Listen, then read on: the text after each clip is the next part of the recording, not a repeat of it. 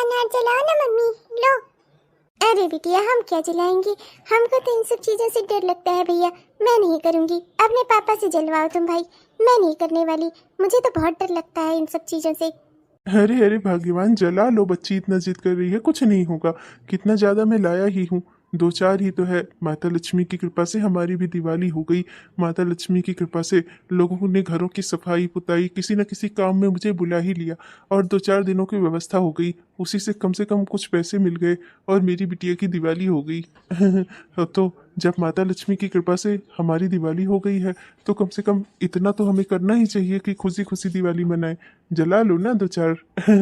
मैं भी देख लूं मेरी पत्नी कितनी बड़ी बढ़िया फुलझड़ी जलाती है, कितना बढ़िया अनार जलाती है, देख लूं मैं भी। जाइए जी, आप भी ना बच्ची की तरह जिद कर रही हैं। मैं नहीं करने वाली ये सब। हाँ भाई, मुझे डर लगता है। मुझे लगता है कि कहीं मैं जल ना जाऊं। तुम लोग जलाओ, मैं देख कर ही एंजॉय कर लेती हूँ। हाँ, ये मैं तो जलाऊंगी, मैं तो जलाऊंगी वो चक्री वो अनार। ये मैं आज बहुत खुश हूँ। इतने सालों बाद मैंने इतने अच्छे से दिवाली मनाई। क्या हुआ, क्या देख रहे हैं? हमारी बिटिया कितना खुश है, ये देख रहे हैं? थोड़े से सामान से ही मेरी बच्ची खुश हो गई। ज्यादा की ख्वाहिश इसने कभी की ही नहीं, पर उस घर में इसकी छोटी छोटी ख्वाहिश भी नहीं पूरी होती थी। आज मैं बहुत खुश हूँ अपनी बेटी को इस तरह खुश देखकर। पर आप मुझे खुश नहीं दिखाई दे रहे, क्या हुआ, क्या बात है? नहीं भाग्यवान, वो क्या है ना कि पता नहीं क्यों रह रहकर माँ का ख्याल आ रहा है। ऐसा लग रहा है जैसे माँ से दूर हूँ तो माँ किसी मुसीबत में न फंस गई हूँ। बहुत चिंता हो रही है माँ की। जानती हो, साथ रहता था तो कम से कम उन्हें देख लेता था तो मन को संतोष रहता था। बाबूजी के जाने के बाद माँ को मैंने अपनी जिम्मेदारी समझा। हमेशा यही सोचता था कि मेरी माँ को कभी किसी चीज़ की तकलीफ ना हो, और आज दिवाली पर उनका आशीर्वाद भी नहीं ले पाया मैं। मुझे बहुत अफसोस हो रहा है, मुझे बहुत दुख हो रहा है, माँ की बहुत चिंता हो रही है। जानती हूँ मैं, आप अपनी माँ को बहुत प्यार करते हैं, बहुत मानते हैं, उन्हें बहुत मान सम्मान देते हैं। पर इसमें हम क्या कर सकते हैं? माँ जी खुद ही हमारे साथ नहीं रहना चाहती थी, इसलिए ही तो हम उनसे अलग हुए। अब अलग रहकर हम भी सुकून से हैं और माँ जी भी खुश होंगी। आप चिंता मत करिए, वो ठीक होंगी। उनके अपने सगे बेटा बहू है उनके पास, वो भी उनसे बहुत प्यार करते हैं। आप चिंता मत करिए, आप बस ये चिंता करिए कि हमारा परिवार अच्छे से और खुशियाँ से दिवाली मनाए। ये मम्मी पापा देखो ना, ये अनार कितना ऊपर तक जा रहा है, देखो ना। 10 दिन बाद। अरे सभी प्यारे दर्शक लोग, पता नहीं क्यों मेरा बेटा और मेरी बहू मुझसे 5 रोज से मिलने ही नहीं आए अस्पताल में। और वो अस्पताल वाली भी कह रही थी कि तुम्हारा बिल बाकी है। अब वो तो कह रहा था मेरा बेटा की सरकार भरेगी। उसने मुझसे कहीं फार्म पर साइन भी करवाया था, सब हो भी गया था। लेकिन इतना दिन हो गए मेरे बेटा बहू मुझसे अस्पताल में मिलने ही नहीं आए। तब किसी तरह से अपनी सोने की कील देकर अस्पताल वाली को और मैं वहां से निकल पाई, वरना वो तो मुझे बिना बिल भरे जाने ही नहीं दे रही थी। ये तो कहो किसी तरह से वहां से निकल पाई, अब आकर अपने घर पहुंची हूँ। जरूर मेरे बेटा बहू किसी मुसीबत में फंस गए होंगे, या बीमार न पड़ गई हो मेरी बहू कहूँ तो। मैं देखती हूँ क्या हो क्या गया मेरी बहू को। बहू, रोशनी बहू, ओ रोशनी बहू। अरे कौन हो माता जी, ऐसे घर में घुसी चली आ रही हो रोशनी बहू करती हुई? अरे हो कौन आप, यहाँ कहाँ चली आ रही हो? अरे ये घर मेरी बहू और मेरे बेटे का है, वो दोनों यहीं रहते हैं। मैं जरा सा अस्पताल में भर्ती थी, चोट लगी थी मेरी कमर और पैर में। मेरे बेटे ने मुझे अस्पताल भर्ती कराया था। 5 रोज से मुझसे मिलने नहीं आए दोनों, और मैं किसी तरीके से अस्पताल से निकली तो यहाँ पहुंची हूँ। मेरे बेटा और बहू का घर है ये। तुम यहाँ क्या कर रही हो? तुम कौन हो? मैंने तुम्हें तो नहीं पहचाना। मैं इस घर की मालकिन हूँ। तुम्हारे बेटा बहू ने ये घर मुझे बेच दिया, समझ में आई तुम्हारी? अब इस घर में तुम्हारे बेटा बहू नहीं रहते, वो दोनों तो अपना शहर निकल लिए। क्या? ये तुम क्या कह रही हो? तुम झूठ कह रही हो, ऐसा नहीं हो सकता। मेरे बेटा बहू मुझे धोखा नहीं दे सकते। अरे वो मेरा बेटा है, मैंने उसे जन्म दिया है, वो मुझे इस तरीके से धोखा देकर नहीं जा सकता। मेरा बेटा ऐसा नहीं कर सकता। और फिर ये घर तो मेरे नाम पर है। ये घर मैंने जब तुम्हारे नाम नहीं किया तो मेरे बेटा बहू ने कैसे तुम्हें बेच दिया? जो धोखाधड़ी तुम कर रही हो ना, इससे तुम्हारा कोई भला नहीं होने वाला। मैं अभी पुलिस को बुलाती हूँ, तुम्हें जेल करवा दूंगी मैं। तुमने समझ क्या रखा है? मेरे बेटा और मेरे बहू कहाँ है? बता दो मुझे सही से, वरना मैं पुलिस बुलाकर तुम्हें जेल करवा दूंगी। हाँ अरे ओ माता जी, ये पुलिस की धमकी किसे दे रही हो? हाँ, मेरे पास सारे कागज सही है। तुम जाओ पुलिस बुला लो। तुम क्या बुलाओगी? मैं ही बुला देती हूँ पुलिस और बताती हूँ उन्हें कैसे तुम मेरे घर में जबरदस्ती घुसने की कोशिश कर रही हो, ऊपर से मुझे ही धमका दे रही हो। अरे तुम्हारे बेटा बहू ने तुमसे ये घर अपने नाम करवा लिया और उन्होंने ही मुझे ये घर बेचा है। अरे इस घर के पैसे दिए हैं मैंने, ऐसे कैसे कोई मुझसे ये घर ले सकता है? मैंने कोई धोखाधड़ी थोड़े ना की है। तुम्हारे बेटा बहू ने खुद ये घर बेचा है। अरे बुढ़िया, मैं तो तुम्हें माता जी कहकर असम्मान से पेश आ रही हूँ तुम्हारे साथ, और तुम मुझे पुलिस की धमकी दे रही हो। निकल ही जाना मेरे घर से, दोबारा इसे और दिखाई मत देना, वरना पुलिस को तुम क्या, मैं बुलवाकर तुम्हें जेल भिजवा दूंगी। मेरे घर में जबरन घुसने के जुर्म में। तुम्हारा कुछ नहीं है यहाँ पर। जो कुछ भी था ना, ये घर, ये सब कुछ तुमने अपने बेटे के नाम किया था। उसने कागज दिखाए हैं हमें। इस घर की रियल मालिक वही है, असली मालिक इस घर का वही है, और उसी ने ये घर मुझे बेचा है। समझी तुम? तुम्हारी बहू के नाम पर था ये सब कुछ। क्या? ऐसा नहीं हो सकता। नहीं, ऐसा नहीं हो सकता। अरे बुढ़िया, मैं अच्छे से समझ गई तुम्हारे साथ क्या हुआ है। तुम्हारे बेटा बहू ने तुम्हें झांसे में लेकर तुमसे ये सारा सब कुछ अपने नाम करा लिया होगा, और सारा खेतबाड़ी और सारे ये घर सब कुछ बेचकर चले गए वो लोग अपना पैसा लेकर शहर जाकर अपना नई दुनिया और नया घर बसाएंगे। उसके घर में तुम्हारी कोई जगह नहीं थी, इसीलिए तो वो लोग तुम्हें उसी अस्पताल में फेंक कर गए कि वहाँ तुम चाहे नौकरी करती चाहे चाकरी करती वहाँ अस्पताल वालों की, तुम्हारा तो बिल भी नहीं भरा गया। वाकई में तुम्हारे साथ बहुत बुरा हुआ, इसीलिए मैं तुम्हें माता जी कह के पेश आ रही थी, पर तुम तो मुझे ही धमकाने लगी।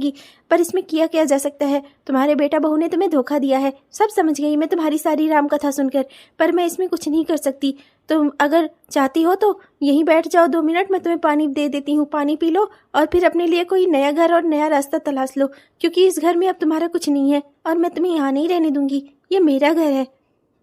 अरे हाँ बिटिया, तुम सही कह रही हो। कमर में पैर में चोट लगी थी तो किसी फार्म पर मेरे बेटा बहू ने साइन तो करवाया था, पर मैंने ये नहीं सोचा था वो लोग मुझे इतना धोखा देंगे। अब मैं कहाँ जाऊँ? मेरा घर भी छीन लिया उन लोगों ने। अस्पताल में किसी तरह अपनी कील देकर उन लोगों को वहाँ से मैंने छुट्टी पाई। अब मैं कहाँ जाऊँ? मेरे पास तो कहीं रहने का ठिकाना नहीं रह गया। मेरे उस बेटा ने मेरे साथ ऐसा किया जिसे मैंने अपने तन से जन्म दिया था। ऐसा कैसे कर सकता है वो मेरे साथ? माता जी, तरस आ रहा है तुम्हारी हालत पर कर क्या सकते हैं? आजकल के बेटा बहुओं का कोई भरोसा नहीं है, कब वो अपनी माँ बाप से ही गद्दारी कर जाए। अच्छे बेटा बहू मिलना ये तो भगवान की कृपा होती है।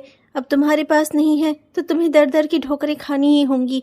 खैर, मैं इसमें कुछ नहीं कर सकती। ये घर मेरा है, मेरे पति ने इस घर को पैसे देकर खरीदा है। अब इस घर में तुम्हारा कुछ नहीं है और कानूनी रूप से भी ये घर हमारा ही है, क्योंकि तुमने सब कुछ अपने हाथों से अपनी बहू के नाम कर दिया था और तुम्हारी बहू ने पैसे लेकर ये घर मेरे पति को बेच दिया है। हम इसमें कुछ नहीं कर सकते। तुम जाओ माता जी, अपना कहीं और रास्ता देखो, हम तुम्हारी कोई मदद नहीं कर सकते अब। सारा खेत खलिहान सब ले लिया, अब मैं कहाँ जाऊँ? मेरा सगा बेटा था, वो अपनी जो ज्यादा मानती थी उसे, अरे मेरे मरने के बाद तो सब कुछ उन्हीं दोनों का था। मेरे साथ जीते जी इतना बड़ा धोखा। अब मैं कहाँ जाऊँ? 15 साल बाद। अरे बेटा, इतने सारे झुमके उमके तो हर धनतेरस पर तुम मुझे सोने की खरीद ही देती हो, अब कंगन खरीदने की क्या जरूरत? मुझे क्या ही करना है कंगन का? अरे धीरे धीरे मेरी उम्र ढल रही है कि मैं सोना खरीदती फिरूं। बेटा, मैं नहीं लूंगी इस बार। तुम ना मना कर दो सुनार को, घर मत भेजना उसे इस बार। पर क्यों माँ? मेरी बचपन की इच्छा थी कि मैं आपको सोने के जेवर दिलाऊं। माँ, बचपन में जब दादी और चाची बाजार जाया करती थी हर धनतेरस पे, तो दादी हर बार कुछ सोने का सामान दिलवाती थी चाची को। वो दोनों बहुत इस बात को छिपाते थे, पर मैं फिर भी जान जाती थी। तब मुझे बहुत अफसोस होता था माँ। मैं ये सोचती थी मेरी माँ इस घर के लिए इतना कुछ करती है और मेरी माँ को दादी क्यों कुछ नहीं दे रही है। तब मैं अपने आप से वादा करती थी, एक दिन मैं अपनी माँ को दूंगी सोने के जेवर। दादी नहीं देती तो क्या हुआ, एक दिन मैं अपनी माँ को पहनाऊंगी सोने के जेवर। और माँ, आज भगवान की कृपा से वो दिन भी आ गया है। उनकी कृपा से मैं इतनी काबिल हो गई हूँ, इतनी बड़ी भजन गायिका बन गई हूँ। माँ, आज मेरे पास इतने पैसे हैं कि मैं जो चाहूँ अपने लिए खरीद सकती हूँ। तो मैं अपनी इच्छा से अपनी माँ के लिए सोने के जेवर खरीदना चाहती हूँ, तो आप क्यों इनकार कर रही हैं माँ? माँ, इस सोने के जेवरों में मेरा प्यार है। माँ, मैं हमेशा अपने आप से जो वादा किया करती थी ना, वो वादा है। माँ प्लीज प्लीज आप मना मत करिए। सुनार भैया को मैंने फोन कर दिया है, वो आ जाएंगे शाम तक। अरे अरे ले लो भाग्यवान, जब बेटी इतना प्यार से दे रही है तो ले लो, क्यों परेशान कर रही हो बिटिया को? वैसे भी हमारी बिटिया ने हमारा सम्मान करने में कभी कोई कमी नहीं रखी। जो कुछ भी हमने कहा हमारी बच्ची ने वो सब किया। मैं चाहता था मेरी बेटी पढ़े, तो मेरी बेटी ने अपने काम के साथ साथ अपनी पढ़ाई भी जारी रखी। और तुम चाहती थी कि तुम्हारी बेटी तुम्हारा नाम करे, तो देखो आज तुम्हारा नाम रोशन हो गया है तुम्हारी बेटी की वजह से। हर कोई कहता है ये देखो वो भजन गायिका सालू की मम्मी जा रही है। तो जब तुम्हारी बेटी तुम्हारे सपने पूरे कर सकती है, तो तुम्हें भी तो अपनी बेटी का सपना पूरा करना चाहिए भाग्यवान। माँ, आप मुझे और कुछ नहीं सुनना। सोने के जेवर आपको दिलाना ये मेरा सपना है। मैं अपना सपना पूरा कर रही हूँ माँ। अरे बुढ़िया, उठ उठ, तुझे यही दरवाजा मिला है, यहीं आकर मरना है तुझे। उठ, भाग यहाँ से, भाग। यहाँ क्या कर रही है? ए बुढ़िया, उठ उठ, अरे उठ। ये शोर कैसा? ये तो हमारे ही दरवाजे की ओर से आ रहा है। हमें चलकर देखना चाहिए कौन है और ये सब हो क्या रहा है। इतना शोरगुल कैसे होने लगा अचानक से? सब ठीक तो है ना? ये कैसी आवाजें हैं? हाँ भाग्यवान, चलो चलकर देखते हैं। मुझे लगता है शायद कोई रास्ता भटक गया है। मुझे लगता है शायद कोई बूढ़ी दादी है जिनकी तबीयत ठीक नहीं है। शायद चलकर देखना चाहिए। चलो माँ, चलो पापा, चलते हैं। हाँ हाँ बेटी, चलो। अरे मैडम देखो ना, यही बुढ़िया है। कब से भगा रहा हूँ, भाग ही नहीं रही है। एकदम मरने के टाइप की लग रही है। आकर यहीं गेट पे बैठ गई है, पानी पानी कर रही है। अरे उधर सरकारी बम्बा लगाया, जाओ उस पे पियो पानी। यहाँ क्या कर रही है? अरे ये तो अम्मा है, ये तो अम्मा है। अरे ये तो मेरी अम्मा है। देखो ना, देखो ना, देखो ना सालू की मम्मी, देखो ना। हाँ जी, ये तो माँ जी है। इनकी हालत इतनी खराब, यहाँ ऐसे कैसे? इन्हें क्या हो गया? माँ जी, आपको क्या हो गया? आपकी हालत ऐसी कैसे हो गई? देखिए ना जी, ये तो सच में माँ जी है। अम्मा चलो आप घर में चलो, चलो आप घर में चलो, हम बाकी बातें बाद में करेंगे। चलो अम्मा, घर में चलो। घर? कैसा घर? कौन सा घर? सब घर से मुझे सबने निकाल दिया।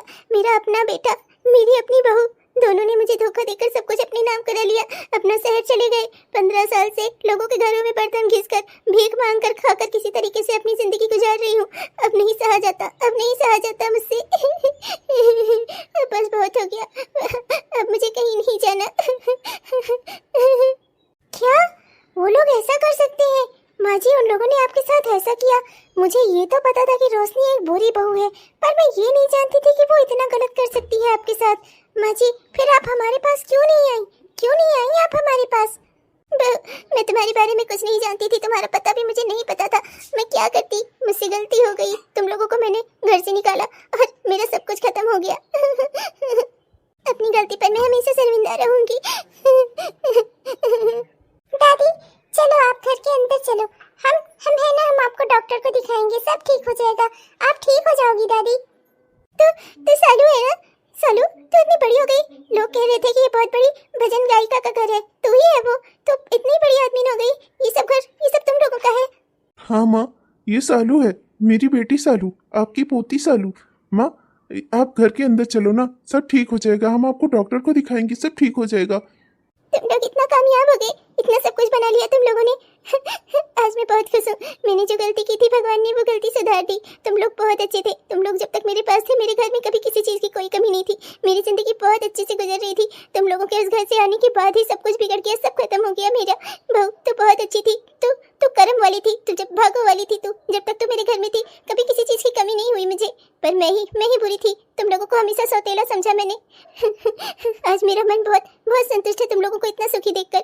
बेटा सालू, अगर तुमने अपनी दादी को माफ कर दिया हो, मैंने तुम्हारे साथ जितना भी गलत व्यवहार किया था उस सब के प्रति, तो एक गिलास पानी पिला दो मुझे। मुझे अब कहीं नहीं जाना, बस यहीं एक गिलास पानी पिला दो, बहुत प्यास लगी है। राम सिंह, पानी लेकर आओ जल्दी। जी मैडम, बस अभी लेकर आया। ये लीजिए मैडम पानी। लो दादी, पानी पी लो। पी लूंगी बेटा, पर पहले तो ये बता, तूने मुझे माफ कर दिया? अपनी दादी को तूने मुझे माफ कर दिया ना बेटा? तूने मुझे माफ किया ना? मैंने जो भी कुछ तेरे साथ किया था, तूने मुझे माफ किया ना? आप ऐसा क्यों कह रही हैं दादी? आप मेरी दादी हैं, मैं आपसे बहुत प्यार करती हूँ। मैंने आपके लिए कभी कुछ बुरा सोचा ही नहीं। आपने जो किया उसके बदले देखिए आज हमारी जिंदगी कितनी अच्छी हो गई। आपने जो किया हमारे भले के लिए ही किया। आप बिल्कुल निश्चिंत रहें। मेरी माँ ने मुझे सिखाया है कभी किसी के प्रति वैमनस्य का भाव नहीं रखना चाहिए और फिर आप तो मेरी दादी है, मैं आपसे भला नाराज क्यों रहूंगी? मैं आपको माफ करने करूं, इस बात का सवाल ही नहीं उठता जब मैं आपसे कभी नाराज ही नहीं थी। बहू, क्या तूने मुझे माफ कर दिया? बेटा, क्या तूने मुझे माफ कर दिया? तुम लोगों ने मुझे माफ कर दिया ना? माँ, तुम मेरी माँ हो। तुमने भले ही मुझे कभी अपना बेटा ना समझाओ, पर मेरे मन में ना आपके लिए हमेशा ही सम्मान रहा है। मैंने आपको हमेशा अपनी माँ ही समझा है। कोई भी दीपावली, कोई भी त्योहार ऐसा नहीं गया जब मैंने इस बात के लिए दुख ना जताया हो कि आज मैं अपनी माँ का आशीर्वाद नहीं ले पाया। हर रोज सुबह उठकर आपके अच्छे स्वास्थ्य के लिए, आपकी खुशियों के लिए दुआएं मांगी हैं भगवान से, और उसी की वजह से आज आप हमारे सामने हो। माँ, सब ठीक हो जाएगा, आप चिंता मत करो। मैं आपसे कभी नाराज ही नहीं था माँ। आप मेरी माँ हो। आपका जो कुछ भी अच्छा बुरा जो कुछ भी है, मैंने कभी भी उस पर कोई अफसोस नहीं किया माँ। आप मेरी माँ हो। मेरे मन में आपके प्रति हमेशा सम्मान था, है और हमेशा सम्मान ही रहेगा। बहू, क्या तूने मुझे माफ किया? क्या तू मेरे लिए अभी भी अच्छा ही सोचती है, या तेरे मन में मेरे लिए नफरत है? नहीं नहीं माँ, मेरे मन में आपके लिए कोई नफरत नहीं है। आप तो मेरी सास थी, है और हमेशा रहेंगी। मेरे पति आपको इतना मान सम्मान देते हैं ना माँ जी, मैं भी आपको उतना ही मान सम्मान देती हूँ। मैंने कभी आपको अपनी सौतेली सास नहीं समझा, हमेशा अपनी ही सास समझा है। आप मेरे पति की माँ हैं, मैंने यही समझा है। सौतेलापन कभी हमारे रिश्ते में आया ही नहीं माँ जी, ना हम लोगों ने लाया और ना ही आने दिया। आप मेरे लिए हमेशा सम्मानीय थी, है और हमेशा सम्मानीय ही रहेंगी। बहू, एक दिन मेरी इसी बच्ची ने धनतेरस पर मिठाई खा ली थी। वो मिठाई मैंने जानवरों को खिला दी थी, पर अपनी इस बच्ची को नहीं दी थी। इसके हाथ का छुआ हुआ खाने से मैंने मना कर दिया था। मैंने कहा था वो मिठाई खराब हो गई थी, और आज तुम सब देख लो, मैं अपनी इसी बेटी के हाथ से पानी पी रही हूँ। लो दादी, पियो।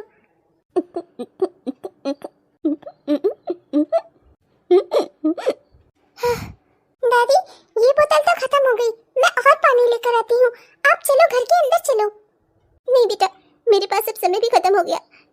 तूने मुझे माफ करके और तेरे मम्मी पापा ने मुझे माफ करके ना बहुत बड़ा एहसान किया मुझ पर, और तूने अपने हाथों से पानी पिला कर ना मुझे मोक्ष दे दिया बेटा, मोक्ष दे दिया मुझे। अब मुझे किसी चीज की चाहत नहीं, मुझे कहीं नहीं जाना। मैं तेरे हाथ से पानी पीकर ना तर गई बेटा, तर गई। अरे नहीं दादी, आप ऐसे क्यों बोल रही हो? मैं आपको अच्छे से अच्छे डॉक्टर को दिखाऊंगी, विदेश तक के डॉक्टरों को दिखाऊंगी। आप चिंता मत करो, मैं हूं ना, मैं हूं ना। सदा खुश रह मेरी बच्ची, तुम सब सदा सुखी रहो। दादी, दादी, ये क्या हो गया दादी को? दादी को क्या हो गया माँ? देखो ना दादी। राम सिंह, जल्दी से एम्बुलेंस को फोन करो, मुझे दादी को हॉस्पिटल लेकर जाना होगा। चलो जल्दी। बेटा, संभालो अपने आप को। तुम्हारी दादी अब इस दुनिया को छोड़कर जा चुकी है, हम इसमें कुछ नहीं कर सकते बेटा। उनकी आयु इतनी ही थी, सो भोग चुकी वो। दादी, आज ही तो आपने मेरे हाथ से पानी पिया था, आज आप कैसे इस दुनिया से जा सकती हैं? शांत हो जाओ बेटा, शांत हो जाओ।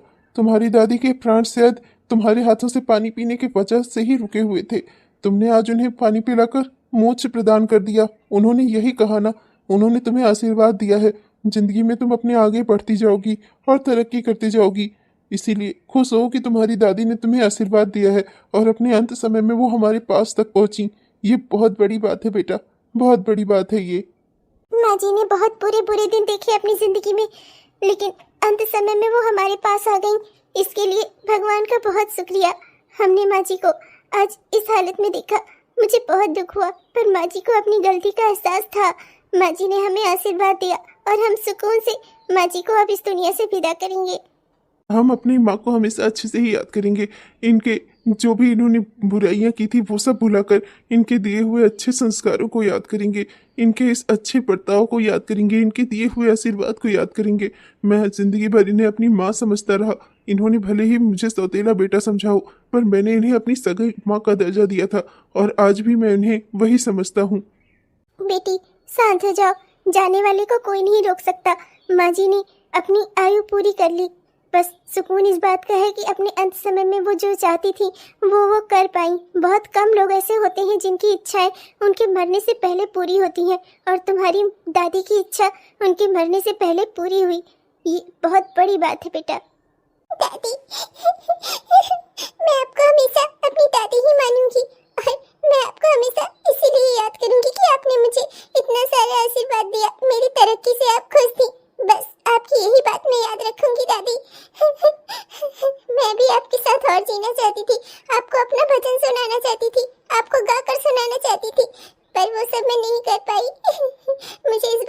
लाल हमेशा रहेगा दादी। तो दर्शकों, देखा आप लोगों ने, अपना पराया कुछ नहीं होता इस संसार में। इस संसार में जो है अच्छा व्यवहार है, अच्छा बर्ताव है। अच्छे व्यवहार से परायों को भी अपना बनाया जा सकता है और बुरे बर्ताव से अपनों को भी पराया किया जा सकता है। अपना पराया जैसी कोई भावनाएं इस दुनिया में है ही नहीं। जो हम करते हैं उसी का फल हम भोगते हैं। यही है इस कहानी के का सार। तो हेलो दोस्तों, कैसे हैं आप सब? उम्मीद करता हूं कि बहुत ही बढ़िया होंगे।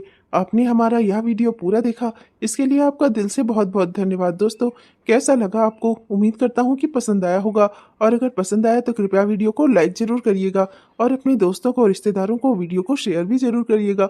और हाँ दोस्तों, अपने प्यारे प्यारे से कमेंट्स भी हमें जरूर लिखिएगा। आपके प्यारे प्यारे से कमेंट्स का ना हम दिल से इंतजार करते हैं दोस्तों। तब तक के लिए मैं चलता हूँ और मिलूंगा आपसे कल के वीडियो में। तब तक के लिए बाय बाय। और हाँ दोस्तों, जाते जाते एक जरूरी बात, हमारे जिन दोस्तों ने अभी तक हमारे इस चैनल को सब्सक्राइब नहीं किया है, उनसे हाथ जोड़कर विनती है दोस्तों, कृपया हमारे इस चैनल को सब्सक्राइब कर लीजिए, जिससे हमारे इस तरह की वीडियोस आप तक हर दिन पहुंचते रहें। तो अब मैं चलता हूं दोस्तों, मिलूंगा आपसे कल के वीडियो में। तब तक के लिए बाय बाय।